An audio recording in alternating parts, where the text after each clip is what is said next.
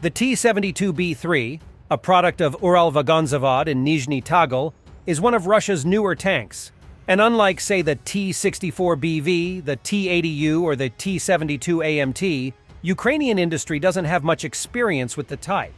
So when a Ukrainian tanker with the call sign Kochevnik ran into problems with his captured Russian T-72 B3, problems local expertise couldn't immediately solve, he called Uralvagonzavod tech support. And incredibly, the helpline actually helped. Militarny captured Kochevnik's calls on video. Kochevnik serves in the Ukrainian Army's 54th Mechanized Brigade, which fights around Kramatorsk in eastern Ukraine and operates mostly Soviet vintage equipment, including T-64 tanks and BMP fighting vehicles. It also owns some of Ukraine's ex-Russian T-72 B3s. Kochevnik was trolling the Russians mostly, but his gripes with his 45-ton three-person tank were real. The tank had been spewing oil. Its compressors weren't working. The electrical turret rotation mechanism kept failing, forcing the crew to rotate the turret with a hand crank.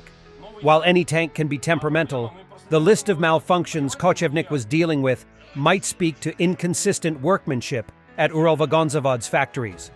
A Russian who gave his name as Alexander Anatolovich, who clearly was unaware that Kochevnik is a Ukrainian soldier, promised he'd bring up the problems with the design bureau in Nizhny Tagil, and that he'd also contact the engine manufacturer in Chelyabinsk. Kochevnik wasn't done trolling. He also got a hold of Andrei Abakumov, a Uralvagonzavod director. Abakumov asked Kochevnik to describe the tank's problems in detail on WhatsApp. That's when Kochevnik finally revealed he's Ukrainian, and his army had captured the problematic T-72 around Izium late last year. Laughing, Kochevnik ended the call. In the 20 months of Russia's wider war on Ukraine, the Ukrainian army has captured around 200 of Russia's T-72 B3 tanks.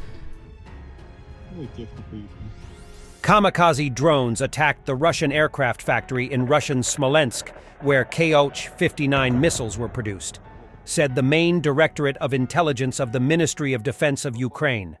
It happened yesterday. 3 out of 4 drones hit the target. There is serious damage to the production facilities of the military enterprise.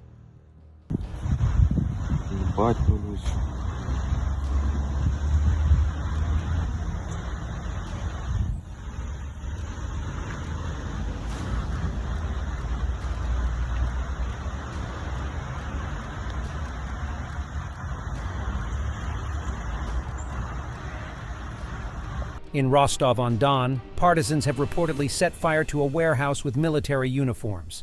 The Skripak partisan movement took responsibility for the attack.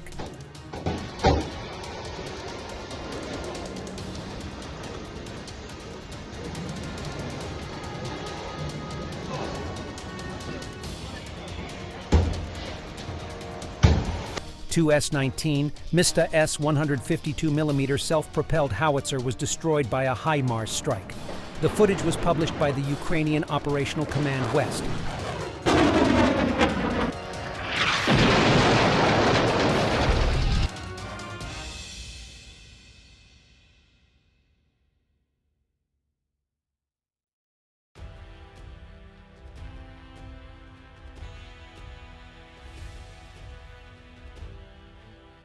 U.S. supplied M2A2 Bradley IFV of the Ukrainian 47th Mechanized Brigade Magura somewhere in the Zaporizhia region.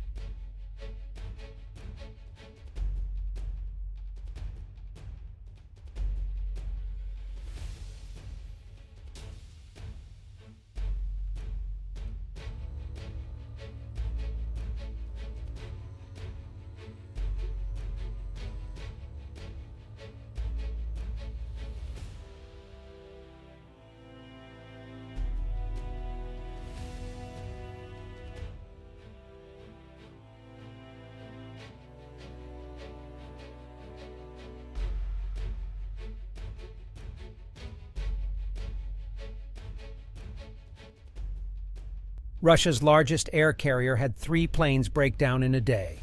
Due to technical failures, the planes could not take off on time. The Boeing 777 airplane of the Russian company Aeroflot could not take off from Phuket to Moscow due to damaged landing gear. Also, 400 Aeroflot passengers who were going to Turkey were stuck in Moscow. Every life is important.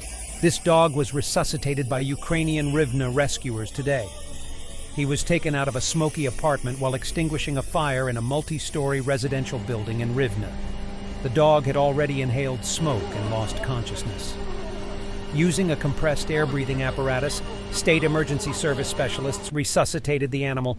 The house was saved from destruction by fire. 7 years later, a video appeared from December 3, 2016. A Su-33 of the Russian Navy crashed into the Mediterranean Sea when its pilot tried to land on the aircraft carrier Admiral Kuznetsov off the coast of Syria. The video shows footage taken a few seconds after the plane crashed into the water.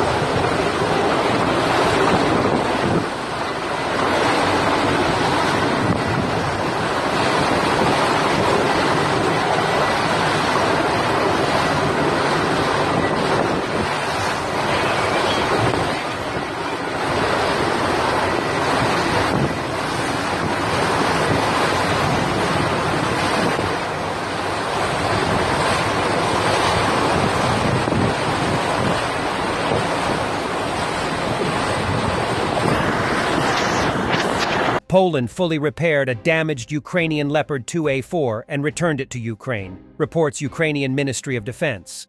And before that, the data shows that only 5 Leopards were damaged or destroyed in Ukraine in the whole counteroffensive, of which most of them are repaired.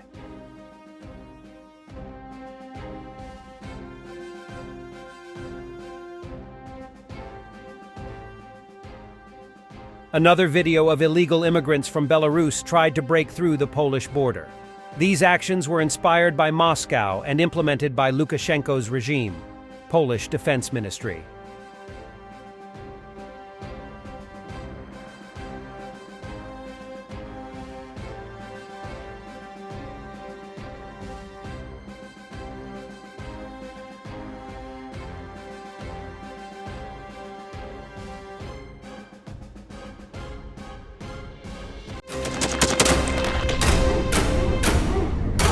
Thanks for watching and don't forget to subscribe. Also, if you wanna support Warthog Defense, please become our member and get early access to new videos, exclusive members-only videos, and become administrator in comment section. The membership link is in the description.